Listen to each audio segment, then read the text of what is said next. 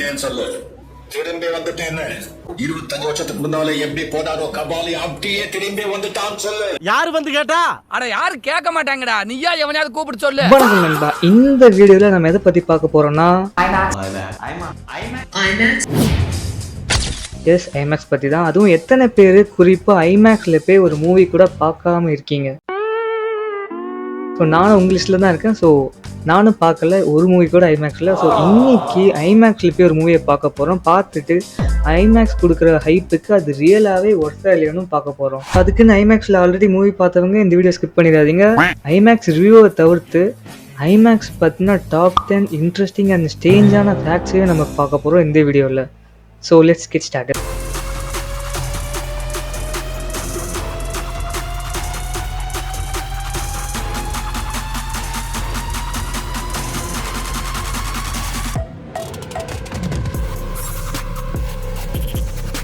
சரி, போன்ற வருஷம் நான் அப்படியே என்ன மூவி ஐமேக்ஸில் பார்க்க போகிறேன்னு கேட்டிங்கன்னா ஐமேக்ஸுக்காகவே ரிலீஸ் ஆன Avatar the fire and ash movie தான். இந்த மூவியை நான் already 2 weeks before normal 3D தியேட்டர்ஸில் பார்த்துட்டேன். அப்போயே ரொம்ப நல்லா இருந்துச்சு நார்மல் தியேட்டர்ஸ்லேயே. இப்போ ஐமேக்ஸில் பார்க்க போகிறேன். பார்த்ததுக்கப்புறம் தெரியும் ஐமேக்ஸ்க்கும் நார்மல் தியேட்டர்ஸ்க்கும் அப்படின்னு ரியலாகவே வித்தியாசம் இருக்குன்னு. பட் ஐமேக்ஸ்னால் அப்படி என்னென்னு தெரியாதவங்களுக்கு ஒரு சின்ன நோட்டாக சொல்கிறேன். ஐமேக்ஸ்க்கும் நார்மல் ஸ்க்ரீனுக்கும் என்ன வித்தியாசம்னா, நார்மல் ஸ்க்ரீனை விட IMAX screen almost double the சைஸில் இருக்கும். ஸ்க்ரீன் ரொம்ப பெருசாக இருக்கும். ப்ளஸ் 8K குவாலிட்டியில் வீடியோ பார்த்தா எப்படி இருக்குமோ அப்படி இருக்கும்னு சொல்கிறாங்க ஐமேக்ஸில். அதே நேரத்தில் சவுண்ட் நார்மல் தியேட்டரை கம்பேர் பண்ணுறப்ப ஐமேக்ஸில் சவுண்ட் குவாலிட்டி ரொம்ப நல்லா இருக்கும்னு சொல்கிறாங்க. லைக் ரியலாகவே நம்ம அந்த மூவிக்குள் இருந்தால் நம்மளுக்கு எந்த மாதிரியான சவுண்ட் கேட்குமோ அதே சவுண்ட் தான் ஐமேக்ஸ் தியேட்டரில் உட்காந்து பார்க்குற வியூவர்ஸ்க்கும் கிடைக்கும்னு சொல்கிறாங்க. அதுவும் ஐமேக்ஸில் ஒரு டிக்கெட் ரேட் மட்டும் ஆல்மோஸ்ட் 400 rupees. இது நார்மல் தியேட்டர்ஸை கம்பேர் பண்ணுறப்ப டபுள் தான். எப்படி ஸ்க்ரீன் சைஸ் டபுளோ ப்ரைஸும் டபுள். இந்த விஷுவல்ஸை கொண்டு வரதுக்கான மெயினான ரீசன்ஸ் ஐமேக்ஸோட கேமராஸும் ஐமேக்ஸோட ப்ரொஜெக்டர்ஸும் தான். இதை பற்றின டீட்டெயில்ஸ்லாம் நம்மளோட டாப் 10 ஃபேக்ட்ஸில் பார்க்கலாம் வாங்க. Fact number 1, the origin of IMAX. ஐமேக்ஸை ஃபர்ஸ்ட்டு எப்போ இன்வென்ட் பண்ணாங்கன்னு கேட்டிங்கன்னா என்ன ஒரு 2015-16 இருக்குன்னு தான் நானும் நினச்சேன். பட் ஐமேக்ஸை 1967லேயே ஜாப்பனீஸ் கண்டுபிடிச்சி வச்சுருக்காங்க. அதுவும் குறிப்பாக சொல்லணும்னா 1967 ஐமேக்ஸை இன்வென்ட் பண்ணது மூவிஸ்க்காக இல்லை, டாக்குமெண்ட்ரிஸை பெரிய ஸ்க்ரீனில் ப்ளே பண்ணுறதுக்காக மட்டும்தான். ஏன்னா பெரிய ஸ்க்ரீனில் ப்ளே பண்ணுறப்ப இமேஜ் அண்ட் வீடியோ குவாலிட்டி பிளராக இருக்கனால ஜாப்பனீஸ் என்ன பண்ணாங்கன்னா இதுக்கான ஒரு ஆல்டர்னேட்டை கண்டுபிடிக்கணும்னு முயற்சி பண்ணாங்க. அவங்க அப்போ கண்டுபிடிச்சது தான் ஐமேக்ஸ். ஆனால் கண்டுபிடிச்ச அவங்களுக்கு தெரியாது அந்த ஐமேக்ஸ் 2026 ஒரு $1 பில்லியன் கம்பெனியாக மாற போகுதுங்க. அதுவும் 1967 2000 வரைக்கும் இந்த ஐமேக்ஸை பெருசாக யாருமே யூஸ் பண்ணலை. குறிப்பாக ஹாலிவுட்டுக்கு இப்படி ஒரு டெக்னாலஜி இருக்குன்னே தெரியாது 2000 வரைக்கும். அதுவும் 25 வருஷமாக ஐமேக்ஸை வெறும் மியூசியமில் மட்டும் டாக்குமெண்ட்ரிஸ் ப்ளே பண்ணுறதுக்காக வச்சுருக்காங்க. அப்புறம் 2000 இப்படி ஒரு டெக்னாலஜி இருக்கிறத ஹாலிவுட் தெரிஞ்சக்கப்புறம் ஹாலிவுட் அதை அவங்க வாங்கிக்கிட்டு ஒரு மூவிஸாக ஐமேக்ஸில் ரிலீஸ் பண்ண ஆரம்பித்தாங்க. குறிப்பாக ஐமேக்ஸ் ஃபேமஸ் ஆகிறதுக்கு காரணமான மெயினான மூவி டார்க் நைட். இந்த மூவில தான் சைனா, இந்தியா, யூரோப் இந்த மாதிரியான பெரிய கண்ட்ரீஸ்லாம் ஐமேக்ஸ்னு ஒரு டெக்னாலஜி இருக்கிறது தெரிஞ்சுக்கிட்டாங்க. ஃபேக்ட் நம்பர் 2, ஐமேக்ஸ் மாதிரியான தியேட்டரை செட்டப் பண்ணுறதுக்கு மட்டும் எவ்வளோ காஸ்ட் ஆகும்னு தெரியுமா? அதுக்கு முன்னாடி நார்மலான தியேட்டர்ஸை செட்டப் பண்ணுறதுக்கு நம்மளுக்கு எவ்வளோ காசு செலவாகும்னு தெரிஞ்சுக்கணும். நார்மல் தியேட்டர்ஸை செட்டப் பண்ணுறதுக்கு மட்டும் 3 கோடி ரூபாய் செலவாகும்னு சொல்கிறாங்க. இதுவே ஐமேக்ஸ் மாதிரியான பெரிய பெரிய தியேட்டர்ஸை ரெடி பண்ணுறதுக்கு எவ்வளோன்னு கேட்டிங்கன்னா ஷாக் ஆயிடுவீங்க. லைக் 40 கோடி ரூபாய் தேவையா? ஒரு தியேட்டரில் ஒரு ஸ்க்ரீனை ரெடி பண்ணுறதுக்கு மட்டும் 40 கோடி ரூபா செலவாகும்னு சொல்கிறாங்க. லைக் அதில் யூஸ் பண்ணுற ப்ரொஜெக்டர் காஸ்ட் மட்டும் 12 கோடி ரூபாய். அவ்வளோ பெரிய அமௌண்ட்டு ஒரு ப்ரொஜெக்டருக்கு. அதுக்கப்புறம் அதில் யூஸ் பண்ணுற சரௌண்ட் சிஸ்டம்க்கு மட்டும் 4 கோடி. ஐமேக்ஸில் இருக்க டிஸ்பிளேக்கு மட்டும் 70 feet டால் டிஸ்பிளேக்கு மட்டும் 3 கோடி. நிஜமாவே மைண்ட் ப்ளோயிங். அதுவும் இது ஃபேக்ட் நம்பர் 2 தான். இன்னும் ஃபேக்ட் இருக்குது. அதுவும் 10வது ஃபேக்ட்டு கேட்டிங்கன்னா நீங்களே ஷாக் ஆயிடுவீங்க. இப்படி ஒரு ஃபேக்ட் இருக்காங்க. ஃபேக்ட் நம்பர் 3, ஒரு ஐமேக்ஸ் கேமராவோட வெயிட் எவ்வளோன்னு தெரியுமா? லைக் ஐமேக்ஸ் யூஸ் பண்ணுற கேமராவோட பேர் 70mm ஐமேக்ஸ் கேமரா. அந்த சிங்கிள் கேமராவோட வெயிட் மட்டும் அரௌண்ட் 40 கிலோ. இது நார்மல் சினிமா கேமராவை கம்பேர் பண்ணுறப்ப ஆல்மோஸ்ட் 5 மடங்கு வெயிட் அதிகம். வெயிட் தப்பாக சொல்லிட்டேன். லைக் ஒரு கேமராவோட வெயிட் மட்டும் ஆல்மோஸ்ட் 80 கிலோ கிட்ட இருக்குன்னு சொல்கிறாங்க. இந்த கேமராவை ஹேண்ட் ஹெல்டாக யூஸ் பண்ண முடியாதுன்னு சொல்கிறாங்க. லைக் நீங்கள் கையில் தூக்கிட்டுலாம் வீடியோ எடுக்க முடியாது. அப்படி யூஸ் பண்ணால் நீங்கள் ஒன்றும் ஒரு பாடி பில்டராக தான் இருக்கணும். ஷோல்டரில் வச்சுலாம் ஷூட் பண்ண முடியாது. ஸோ ஐமேக்ஸ் கேமராவில் ஒரு சீனை எடுக்கிறதே பெரிய டாஸ்க் தான். Fact number 4. Like fact number 4 கேட்டிங்கன்னா நிஜமாவே ஷாக் ஆயிடுவீங்க. ஏன்னா ஐமேக்ஸ் கேமரா வச்சு ஒரு நிமிஷம் எடுக்கிற ஃபுட்டேஜுக்கு மட்டும் ஆல்மோஸ்ட் 20 லட்சம் ரூபாய் செலவுன்னு சொல்கிறாங்க. லைக் ஒரு நிமிஷத்துக்கு மட்டும். அதுவும் குறிப்பாக அந்த ஒரு நிமிஷத்தில் ஏதாச்சும் ஒரு சீன் தப்பாக ஆச்சுன்னா 20 லட்ச ரூபா. ஸோ ஐமேக்ஸ் கேமராவை ஆன் பண்ணக்கப்புறம் யோசிக்கிறதுக்கு டைமே இருக்காது, ஆக்ஷன் மட்டும்தான்.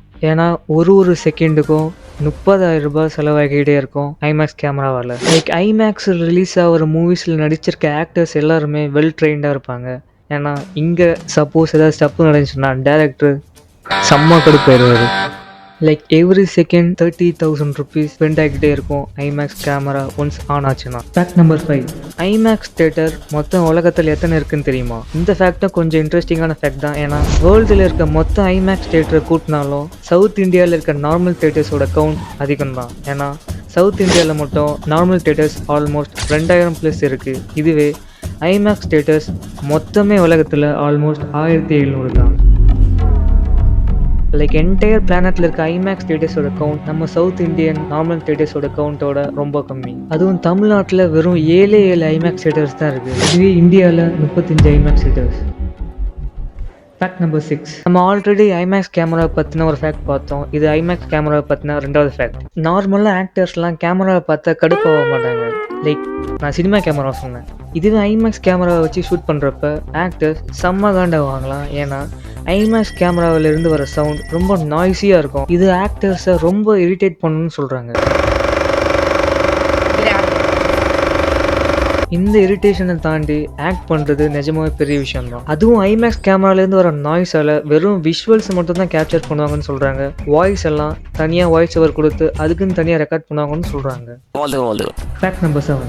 நார்மல் சினிமாவில் ஷூட் பண்ணுற மூவிஸோட ஃபிலிம் ஃபுட்டேஜோட சைஸ் எவ்வளோன்னு தெரியுமா? லைக் நார்மலான ஒரு மூவி எடுத்து முடிச்சக்கப்புறம் அதோட ஃபைல் சைஸ் மொத்தம் ஆல்மோஸ்ட் 20லேருந்து 30 TB ஸ்டோரேஜ் இருக்குன்னு சொல்கிறாங்க. ஆனால் இதுவே ஐமேக்ஸ் கேமராவில் ஷூட் பண்ண ஒரு மூவியோட ஃபைல் ஃபுட்டேஜ் சைஸ் மட்டும் எவ்வளோன்னு கேட்டிங்கன்னா ஆல்மோஸ்ட் 500லேருந்து 1000 TB ஸ்டோரேஜ் இருக்குன்னு சொல்கிறாங்க. இவ்வளோ பெரிய ஃபைல் ஸ்டோரேஜை எடிட் பண்ணுறதுக்கு என்ன லேப்டாப்பு இல்லை என்ன PC யூஸ் பண்ணுவாங்கன்னு தெரில. ஏன்னா என்னோடய லேப்டாப் சாதாரண எடிட்டுக்கே கிராஷ் ஆகுது.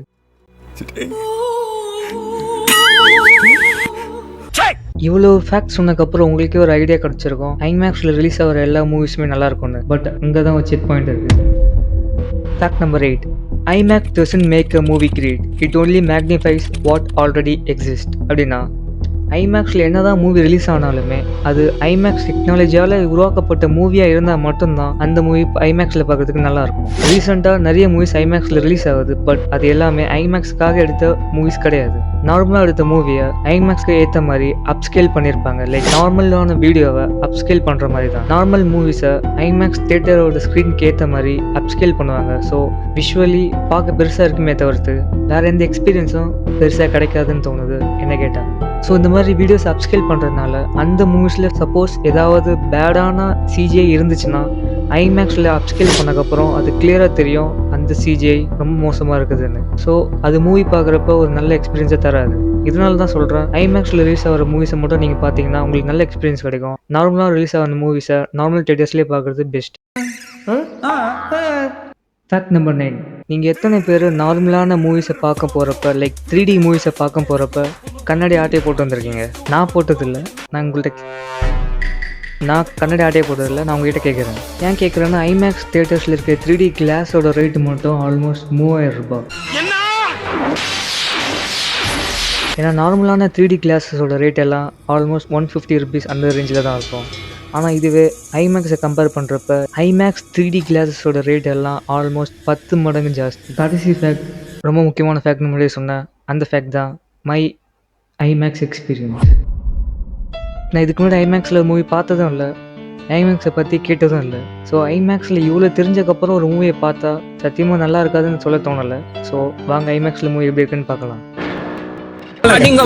சரி ஐமேக்ஸில் மூவியை பார்க்க எந்த தேட்டருக்கு போகிறோன்னா வேளச்சேரியில் இருக்க ஃபீனிக்ஸ்க்கு தான். ப்ளஸ் நான் அந்த மாலுக்கு இப்போ தான் ஃபஸ்ட் டைம் போகிறேன். ஸோ இதான் ஃபீனிக்ஸ் மால். ஒரு வழியாக வந்தாச்சு. லைக் ஆல்மோஸ்ட் சென்னையில் 22 வருஷமாக இருக்கேன். இந்த மாலுக்கு ஒரு வாட்டி கூட வந்ததில்லை. ப்ளஸ் இது என்னோட ஃபர்ஸ்ட் vlog வேறு இந்த சேனலில்.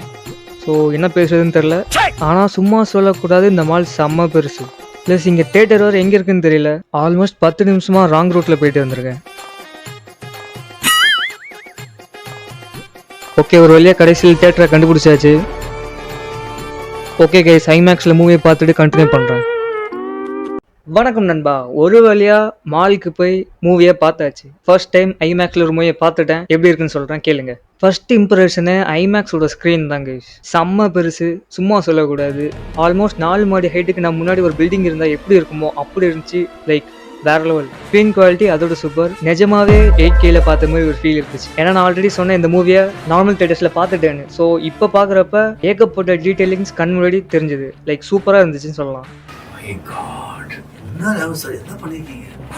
லைக் 3Dனா வேற சும்மாவே கிற்கலாம் நம்ம முன்னாடி ஏதாச்சும் சீன்ஸ் வந்துகிட்டே இருக்கும். ஐமேக்ஸ் வேற லைக் ரியலாவே அந்த மூவில அந்த ஏதாச்சும் ஒரு அவதார் குதிச்சாலோ லைக் நம்மளே குதிச்ச மாதிரி ஃபீல் இருக்கு. ஏதோ லைட்டா கேர் ஆகிற மாதிரி ஃபீல் இருக்கு. அவனுக்கு ஒரு தடவை எங்கேயாவது குதிக்கிறப்ப நம்ம பிரெயினுக்கு என்னமோ நம்ம தான் குதிக்கும்னு நினைச்சுக்கிறது போல அந்த ஃபீல் வருது.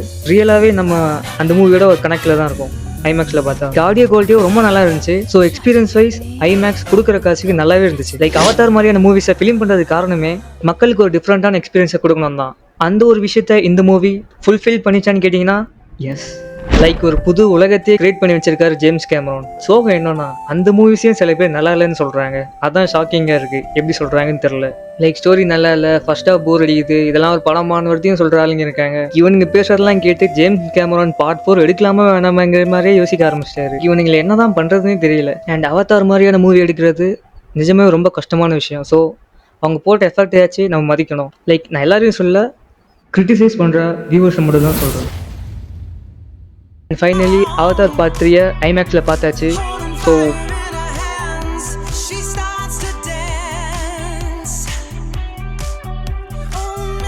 இன்னும் எத்தனை பேர் அவதார் கூட பார்க்கலன்னு கமெண்ட் செக்ஷனில் கமெண்ட் பண்ணுங்கள். ப்ளஸ் புதுசாக பார்க்குற வியூவர்ஸ் லைக் பண்ணிவிட்டு சப்ஸ்கிரைப் பண்ணுங்கள். ஆல்ரெடி இருக்கிற சப்ஸ்கிரைபர்ஸ் அடுத்த வீடியோவும் கண்டினியூஸாக பாருங்கள். And this is me Pon Roshan signing off. Bye bye.